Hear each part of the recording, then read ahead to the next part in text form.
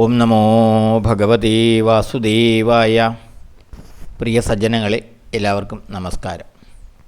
സത്സംഗവേദിയിൽ നമ്മൾ ശ്രീമദ് ഭഗവത്ഗീതയിലെ 14-ാം അധ്യായമായ ഗുണത്രയ വിഭാഗയോഗത്തിലെ 16 ശ്ലോകങ്ങളാണ് പൂർത്തിയാക്കിയത്. ഇന്ന് നമുക്ക് 17-ാമത്തെ ശ്ലോകം നോക്കാം. സത്വാത് സംജായതേ ജ്ഞാനം രജസോ ലോഭ ഏവ ച പ്രമാദമോഹൗ തമസോ ഭവതോ അജ്ഞാനമേവ ച. സത്വാത് സത്വത്തിൽ നിന്ന്, സത്വഗുണത്തിൽ നിന്ന് ജ്ഞാനം സംജായതേ ജ്ഞാനം ഉണ്ടാകുന്നു. രജസഃ ലോഭ ഏവ ച രജസ്സിൽ നിന്ന്, രജോ ഗുണത്തിൽ നിന്ന് ലോഭവും, തമസഃ തമസിൽ നിന്ന്, തമോ ഗുണത്തിൽ നിന്ന് പ്രമാദമോഹവും വിഭ്രാന്തിയും വ്യാമോഹവും അജ്ഞാനമേവ ച അജ്ഞാനവും അഥവാ മൂഢത്വവും ഭവതഃ ഉളവാകുന്നു. സത്വഗുണത്തിൽ നിന്ന് ജ്ഞാനമുണ്ടാകുന്നു. രജോ ഗുണത്തിൽ നിന്ന് ലോഭവും തമോ ഗുണത്തിൽ നിന്ന് വിഭ്രാന്തിയും വ്യാമോഹവും അജ്ഞാനവും അഥവാ മൂഢത്വവും ഉളവാകുന്നു. സത്വഗുണത്തിൽ നിന്നേ ജ്ഞാനമുണ്ടാവുകയുള്ളൂ, അറിവുണ്ടാവുകയുള്ളൂ. കാര്യങ്ങളുടെ യഥാർത്ഥ സ്ഥിതി മനസ്സിലാക്കുന്നതിനാണ് ജ്ഞാനം എന്ന് പറയുന്നത്. രജോ ഗുണ സ്വഭാവികളാകട്ടെ ലോഭികളാണ്. സമ്പത്ത് കൂട്ടിവയ്ക്കുകയും പിശുക്ക് കാണിക്കുകയും മറ്റുള്ളവർക്ക് പങ്കിടാൻ മടി കാണിക്കുകയും ചെയ്യും.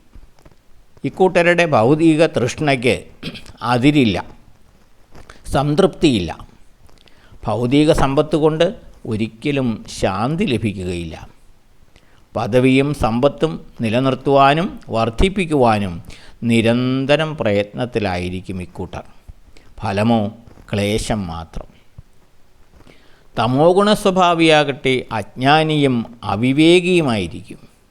അധാർമിക പ്രവർത്തികളിൽ ഏർപ്പെടുന്ന ഇക്കൂട്ടർ സമൂഹത്തിന് തന്നെ ബാധ്യതയാകുന്നു. അവർ ഇരുട്ടിൽ നിന്ന് ഇരുട്ടിലേക്കാണ് പോയിക്കൊണ്ടിരിക്കുന്നത്. സദാ അസൂയാലുക്കളും അസന്തുഷ്ടരുമായിരിക്കും ഇക്കൂട്ടർ. മൃഗതുല്യമായ ദുരിത ജീവിതമായിരിക്കും ഇവരുടേത്. സന്മാർഗം കാണിച്ചു കൊടുത്താലും അവർ ആ വഴിക്ക് പോകാൻ കൂട്ടാക്കില്ല. ഹിംസാ തൽപരരായിരിക്കും ഇക്കൂട്ടർ. ബാല്യത്തിൽ തന്നെ തമോ ഗുണം വളരാതെ ശ്രദ്ധാപൂർവം നന്മയുടെ മാർഗത്തിലേക്ക് തിരിച്ചുവിട്ടാൽ കുറേയൊക്കെ മാറ്റം വരുത്തുവാൻ കഴിയും. നല്ല സുഹൃത്തുക്കളും നല്ല വിദ്യാഭ്യാസവും ഇതിനാവശ്യമാണ്. കരിപിടിച്ച വിളക്ക് തുടയ്ക്കുന്നത് പോലെ ഉള്ളിൽ പ്രകാശമുണ്ട്, പക്ഷേ ആ ചില്ലിൽ പറ്റിപ്പിടിച്ചിരിക്കുന്ന കരി മൂലം പ്രകാശം പുറത്തു വരുന്നില്ല. അതുപോലെ തമോ ഗുണമാകുന്ന കരി പിടിച്ച് മൂടിയ മനസ്സിനെ തുടച്ച് വൃത്തിയാക്കി ആ ജ്ഞാനപ്രകാശം പുറത്തേക്ക് കൊണ്ടുവരുവാൻ ബാല്യത്തിലെ ശ്രമിച്ചാൽ അത് ഗുണകരമായിരിക്കും. ഇതാണ് ഈ ശ്ലോകത്തിൽ ഭഗവാൻ പറയുന്നത്. അടുത്ത ശ്ലോകം നമുക്ക് അടുത്ത ദിവസം നോക്കാം. എല്ലാവർക്കും നന്ദി, നമസ്കാരം. ഓം നമോ ഭഗവതേ വാസുദേവായ.